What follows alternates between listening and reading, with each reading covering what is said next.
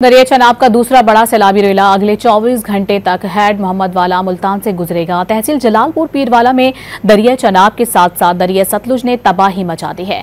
पानी मुतादिद बस्तियों और कस्बों में दाखिल हो गया है। मजीद सूरत हाल क्या देखने को मिल रही है, जानेंगे डॉन न्यूज के नुमाइंदे तासिर सुभानी हमारे साथ मौजूद हैं।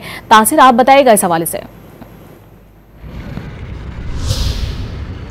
जी बिल्कुल, मैं आपको बताऊं कि दूसरा सैलाबी रेला जो है वो मुल्तान की तरफ गामजन है और बताया जा रहा है कि अगले 24 घंटों में ये हेड मोहम्मद वाला से गुजरेगा, जिसके लिए मैं आपको बताऊं कि तैयारियां तो की जा रही हैं, लेकिन दूसरी जानब पर ज़िला इंतज़ामिया का इस वक्त सारा फोकस जो है वो मुल्तान की जो तहसील है जलालपुर पीरवाला, वहाँ पर जो है वो गुज़श्ता रोज़ से ही दरिया चनाब ना सिर्फ और उसके साथ साथ दरिया सतलुज ने जो है वो तबाही मचाई हुई है। मुतअद्दिद बस्तियों में और उनके साथ साथ कस्बों में पानी जो है वो दाखिल हो चुका है। रात गए से ही जलालपुर पीरवाला में बड़े पैमाने पर जो है वो रेस्क्यू ऑपरेशन जारी है। रात को जो है वो मसाजिद में ऐलानात भी किए गए हैं कि जो जलालपुर शहर है उसको फौरी तौर पर खाली कर दिया जाए, क्योंकि उस तरफ जो बंद है वो इंतहाई कमज़ोर हो चुका है और किसी भी वक्त टूट सकता है। तमाम ज़िला इंतज़ामिया, CPO मुल्तान, कमिश्नर, DC इस वक्त जलालपुर पीरवाला में मौजूद हैं और रेस्क्यू की जानिब से इस वक्त भी लोगों के इखलाक का अमल जो है वो जारी है। मैं आपको बताऊं कि मज़ीद रेस्क्यू की मशीनरी जो है वो भी जलालपुर पीरवाला में